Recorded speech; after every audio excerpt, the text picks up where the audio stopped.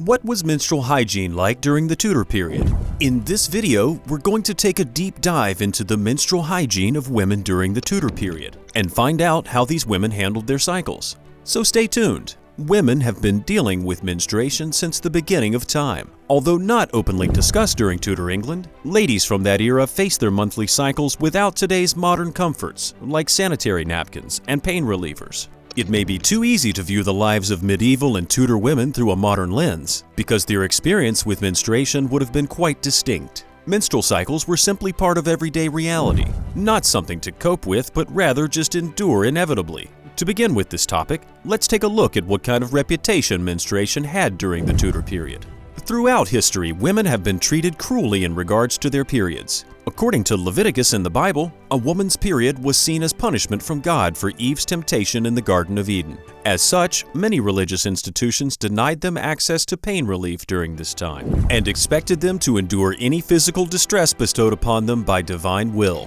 During the Middle Ages, women resorted to their own remedies for menstrual pain despite church orders against it. They employed herbal mixtures as successful treatments. Lady's mantle, or Alchemilla mollis, was long lauded as an excellent remedy for relieving the pain and fatigue caused by heavy periods during the Tudor period. Most remedies were common garden plants or wildflowers, so for many women it was very easy to get their hands on them. Other, more wealthy women employed spices to relieve their pain. But because they were very expensive, this remedy was only for really wealthy women. In Tudor England, the notion of a woman's monthly cycle was shrouded in superstition. Those menstruating were encouraged to take proactive measures, like carrying nutmegs and nosegays for masking any odor, or wearing animal hair around their waistline as an effective cure. While herbal remedies such as comfrey, nettle, and blackberry combined with magical formulas promised more success. Clearly, they did anything they could to not be detected by society during this special time. This was again because the Church's view on menstruating women had an immense impact on society, defining them as unclean and evoking varied social reactions. During the Tudor period,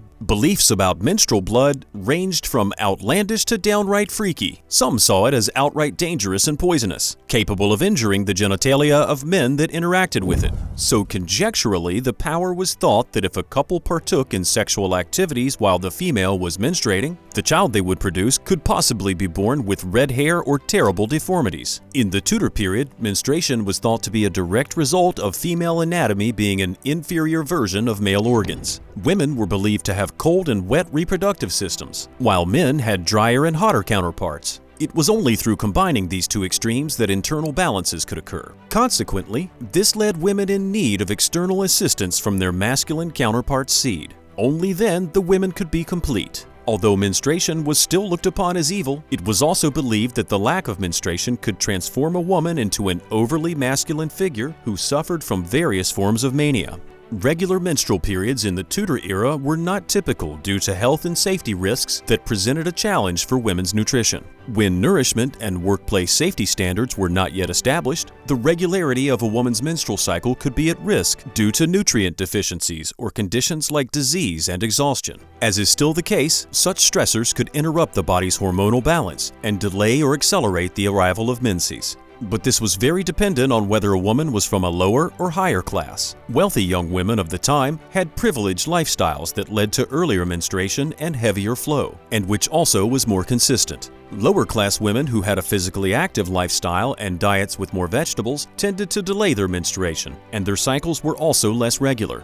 During menstruation, women needed a convenient way to manage the blood flow. It has been said that during the Tudor period, women managed to do it in different ways. Some women simply bled into their clothes during their menstruation, while others are said to have dripped droplets of blood as they walked, leaving a trail behind them. But most of the women had a method of dealing with their menstruation, so that nobody saw they were on their period. Commonly used methods were bundles of cloth or scraps of cotton or wool placed between the legs up against the vagina to absorb blood flow and evade stains. These methods would soak up the blood and hopefully stop any unforeseen stains. Moss was also an essential part of the feminine hygiene in the past, used to absorb blood flow from menstruation. These washable cloth pads were filled with moss for its efficient absorption capabilities. Some women wore red petticoats next to their skin, and numerous layers of skirts as an absorbent source. Other women made tampons that were delicately coated in honey and oil, and held securely against one's thigh, tied so they would stay in their place. Depending on their financial situation and access to materials, these ladies would have washed and reused some form of rag or wool for managing their monthly cycles. Unfortunately, there isn't a great deal of evidence as to how they kept them in place. In 2008, a remarkable discovery was made in a Viennese castle, the world's oldest known pair of pants. Although it remains unclear exactly what type of undergarments women used during medieval and Tudor times, this remarkable find sheds light on how they managed physical activity while menstruating. Such garments seem to offer certain protections against leakage or discomfort. It is even thought that perhaps some ladies even took religious sabbaticals, just as modern females do today when their cycle arrives, just to assure nobody would know they were menstruating. Looking back at everything, medieval and Tudor women viewed menstruation as both a blessing and curse. With its associated rituals, it was seen as an essential rite of passage to demonstrate fertility. Periods were also shrouded in secrecy and caused shame due to the inconvenience they brought with them. For many during this time, there appeared no choice but to rely on whatever remedies were available while continuing on their day-to-day lives. Despite being a taboo topic during the Tudor period, menstruation was experienced by every girl. Upon her first period, she was believed to have passed into womanhood and gained the ability to conceive. Reproduction happened to be of utmost importance for families in this era, meaning that even though talk about the menstrual cycle might have been hushed up, the menstrual cycle was a very important part of Tudor society. And with that, we've come to an end. We hope you've enjoyed exploring the world of menstrual hygiene during the Tudor period.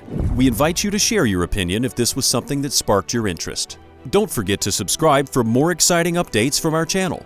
Until then, we'll see you in another history class.